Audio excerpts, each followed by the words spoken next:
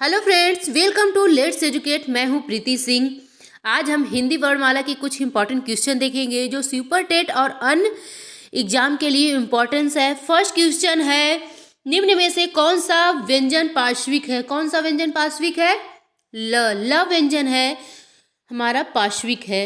इस क्वेश्चन का second option सही है और यह क्वेश्चन पूछा गया था कनिष्ठ सहायक भर्ती परीक्षा 2015 में। और यह व्यंजन जो है ये पूर्णतः अर्ध स्वर है। नेक्स्ट क्वेश्चन है, निम्नलिखित में से ट वर्ग में नहीं आता। कौन सा वर्ण ट वर्ग में नहीं आता? ध जो है त वर्ग में आता है, दंत में। और ट मूर्धा है, जो ट ठ ड़ दोनों आएगा। ऋतु रसानाम मूर्धा, री आएगा, ट वर्ग आएगा और श आएगा षटकोण वाला। और इस क्वेश्चन का थर्ड ऑप्शन सही है। और यह क्वेश्चन पूछा गया था परिचालक भर्ती परीक्षा 2015 में। नेक्स्ट क्वेश्चन है, निम्न में से कौन सा व्यंजन संघर्षी है? कौन सा व्यंजन संघर्षी है? ह व्यंजन है जो है संघर्षी। और ह व्यंजन को ही काकल्य कहते हैं, काकल्य कहते हैं।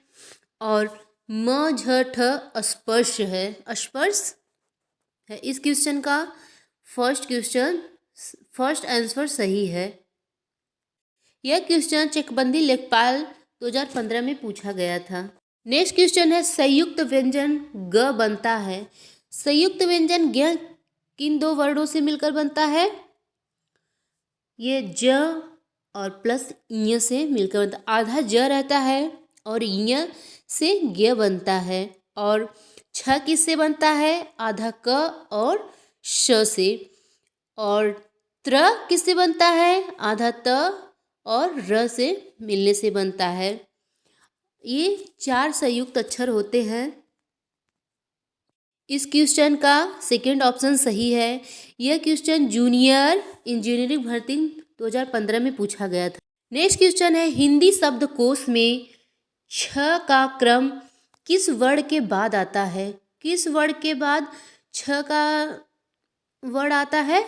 यह क वर्ण के बाद छ का आता है। कैसे? आइए हम लोग जानते हैं। क प्लस मूर्धा स, क प्लस मूर्धा स से मिलकर छ बनता है। तो क के बाद ही ना आएगा छ। तो क छ ख ग घ अंग, ऐसे कि हर वर्ण का जो मिलकर बनते हैं संयुक्त व्यंजन त प्लस र तो बनता है त्र। तो त के बाद क्या? त के बाद त्र आएगा हमारा। त के बाद क्या आएगा? त्र आएगा।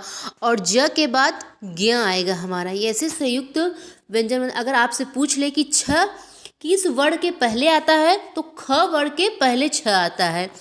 और त को पूछ ले कि त्र को पूछ ले कि किस वर्ण के पहले आता है, तो थ वर्ण के पहले आता है। ऐसे इसको हम लोग पहचानते हैं। नेक्स्ट क्वेश्चन है फ्रेंड, भाषा विज्ञान की दृष्टि से उ किस प्रकार का स्वर है?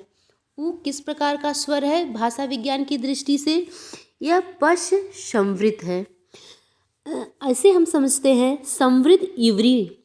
दोस्तों, संवृत इवरी से हम लोग समझते हैं कि संवृत में क्या क्या आता है? छोटी, बड़ी, उ, बड़ा उ, ये संवृत में आ गया। तो बड़ा उ संवृत हो गया। फिर अग्र में छोटी ई, बड़ी, ये अग्र है ना, तो इसमें आ जाएगा छोटी ई, बड़ी, री, ए। और मध्य में आता है हमारा बस अ वर्ण। क्या आता है? अ स्वर आता है। और पश्च में आ जाएगा आ, उ, ओ, औ, बड़ा उ। तो हमारा पश्च में ही बड़ा उ आएगा। क्या आएगा हमारा? बड़ा उ पश्च संवृत में आएगा। ऐसे हम लोग समझने की कोशिश करते हैं फ्रेंड्स।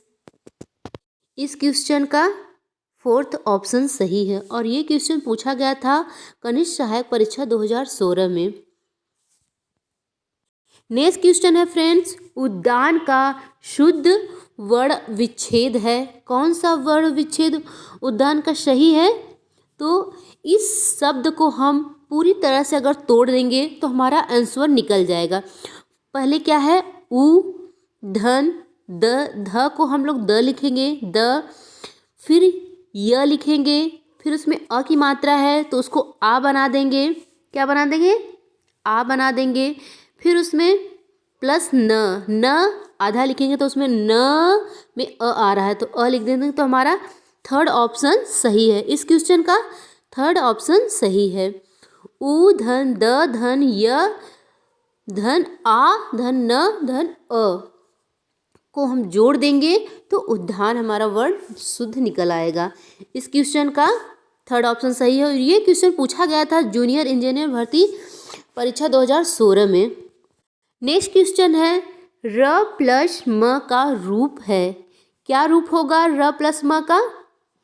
अगर र को हम स्वर से मिलाएंगे तो उस मात्रा का प्रयोग र पे कर देंगे। अगर र को हम व्यंजन से मिलाएंगे तो र को हम उस व्यंजन के ऊपर लगाएंगे। और इसमें र के बाद कौन सा व्यंजन आया है? म, तो हम र को म के ऊपर उड़ंतवा र जिसे कहते हैं ऐसे प्रयोग करेंगे। तो इस क्वेश्चन का थर्ड ऑप्शन सही है। और यह क्वेश्चन जूनियर इंजीनियर भर्ती परीक्षा 2016 में पूछा गया। ये ध्यान दीजिएगा कि र के बाद अगर व्यंजन आए तो हम उसके ऊपर प्रयोग करेंगे उसका रूप दिखाने के लिए। अगर स्वर आया तो र के साथ उस स्वर का प्रयोग कर देंगे। नेक्स्ट क्वेश्चन है हिंदी भाषा की कुल वर्णमाला वर्णलिपियाँ हैं। हिंदी भाषा में कुल वर्णलिपियाँ कितनी हैं? 52 हिंदी भाषा की कुल वर्णमाला है। 52 कहते हैं जिसे हिंदी में। और 11 स्वर हैं और 33 व्यंजन हैं। अगर हम मात्रा को स्वर में देखें तो मात्रा का प्रयोग हम 10 ही स्वर करते हैं और वैसे स्वर 11 है। अ को हम लोग मात्रा में प्रयोग नहीं करते हैं, आ का प्रयोग करते हैं। तो इस क्वेश्चन का थर्ड ऑप्शन सही है। और ये क्वेश्चन पूछा गया था जूनियर इंजीनियर भर्ती परीक्षा 2016 में। ये ध्यान दीजिएगा कि 52 वर्ण में स्वर 11 है और 33 व्यंजन है। इनको जोड़ देंगे तो हमारा पूरा 52 वर्ण लिपियाँ हो जाएंगी भाषा में कुल। नेक्स्ट क्वेश्चन है दो व्यंजन जब एक साथ मिलते हैं तो क्या कहलाते हैं? क्या कहलाएंगे जब दो व्यंजन आपस में मिलते हैं? तो ये देखिए त प्लस र को मिलाएंगे तो क्या होगा? त्र। तो क्या बनेगा? संयुक्त व्यंजन। क्या बनेगा? संयुक्त व्यंजन। इस क्वेश्चन का फर्स्ट ऑप्शन सही है। फ्रेंड्स कुछ अन्य ऑप्शन के बारे में जान लेते हैं। अल्प प्राण किसे कहेंगे? हम वर्ण के पहले, तीसरे और पांचवें अक्षर और अंतस्थ को अल्प प्राण कहते हैं। और महाप्राण दूसरे और चौथे वर्ण को हम महाप्राण कहते हैं। तो इसको ऐसे भी याद कर सकते हैं हम लोग 135 प्लस अंतस्थ और महाप्राण को 24 प्लस ऊष्म से हम लोग ऐसे ध्यान दे सकते हैं। और अंतस्थ वर्ण है य व र ल, ये अंतस्थ वर्ण हो जाएगा। नेक्स्ट क्वेश्चन है जब एक ही ध्वनि का द्वित्वक हो जाए तब वह क्या कहलाता है? क्या कहलाएगा? जब एक ही ध्वनि द्वित्व हो जाए तो यह युग्मक ध्वनियाँ कहलाएगी, युग्मक ध्वनियाँ कहलाएगी। जैसे डिब्बा, बिल्ली, दिल्ली, एक वर्ड के ऊपर एक वर्ड हो जाए उसे द्वित्विक ध्वनियाँ कहते हैं। तो इस क्वेश्चन का सेकेंड ऑप्शन सही है। नेक्स्ट क्वेश्चन है स्पर्श व्यंजन, कंठ ध्वनि, अघोष और महाप्राण ध्वनि है। इस ऑप्शन में से कौन सा सही ऑप्शन है जो स्पर्श व्यंजन भी हो, कंठ ध्वनि भी हो, अघोष हो और महाप्राण ध्वनि? ऐसे क्वेश्चन को फ्रेंड्स हम पीछे से करना स्टार्ट करेंगे तो जल्दी समझ में आएगा। महाप्राण, महाप्राण किस वर्ड के अक्षर पे आता है जानते हैं ना? सेकेंड और फोर्थ जो हमारा वर्ड है वो महाप्राण कहलाएगा। कौन सा? सेकेंड और 24 वाले दूसरे नंबर के और चौथे नंबर के वर्ण महाप्राण कहलाएंगे। और अघोष पहला और दूसरा कहलाएगा। तो महावर्ण क फर्स्ट पे आ रहा है तो नहीं होगा, क नहीं होगा। ग तीसरे नंबर पे आ रहा है, ये भी नहीं होगा।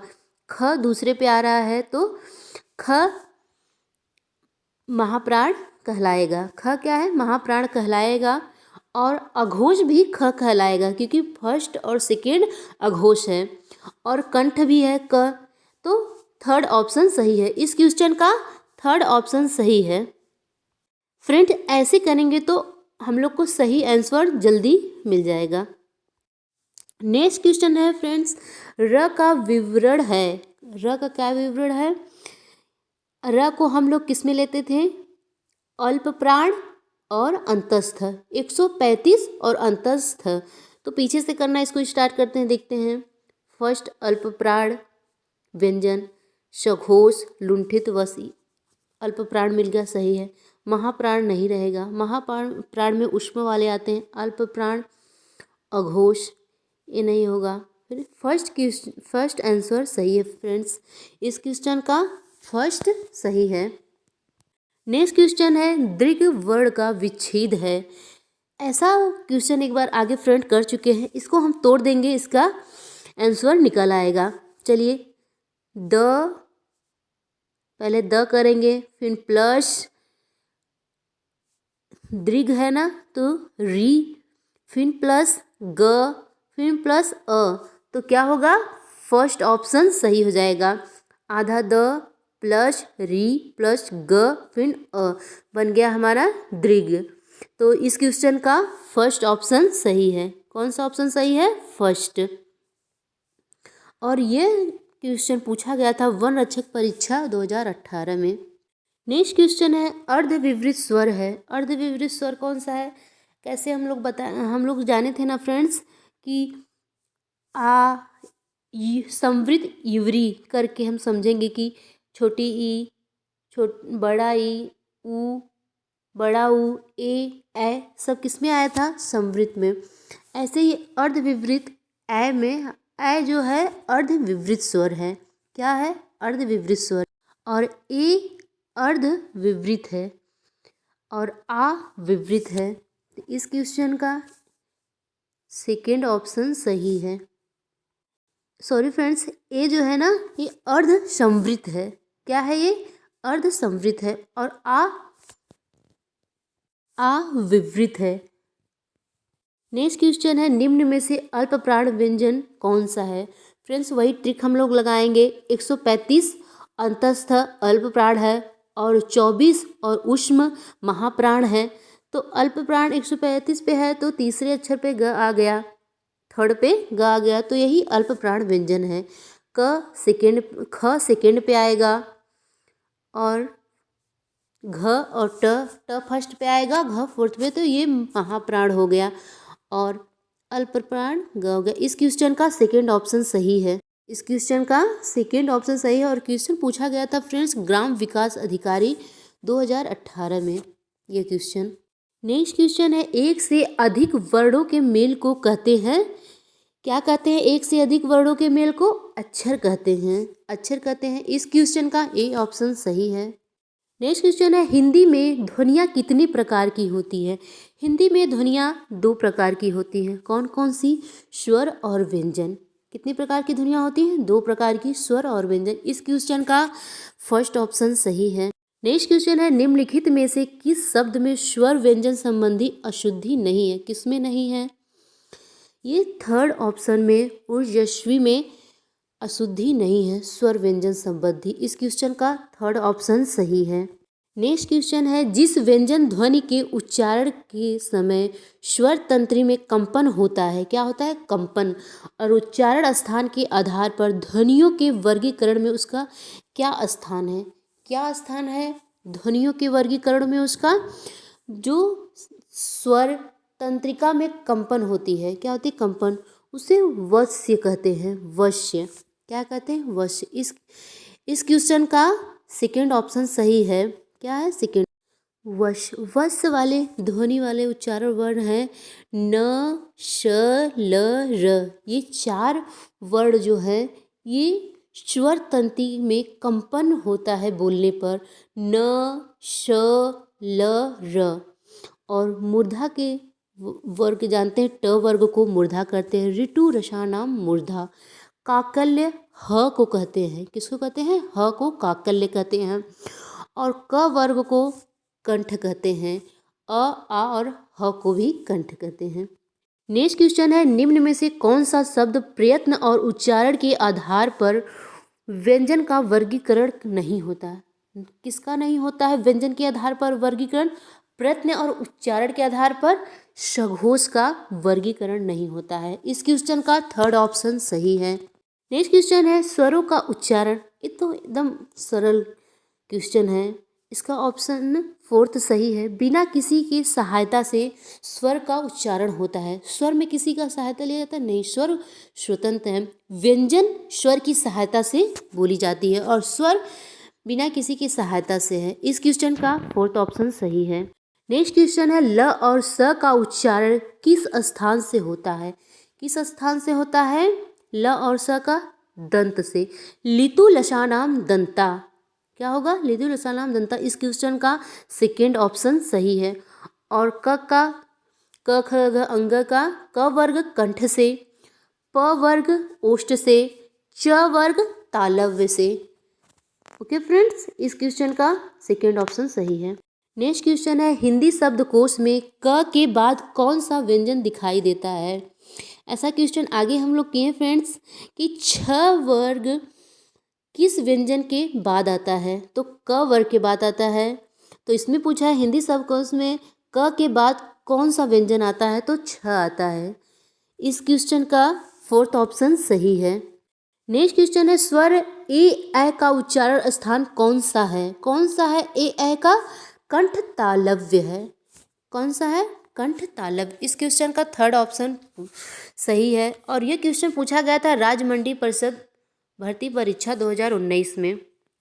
नेक्स्ट क्वेश्चन है फ्रेंड, प्रत्येक शब्द की वर्तनी के सभी वर्णों को उसी क्रम में अलग अलग दिखाना क्या कहलाता है?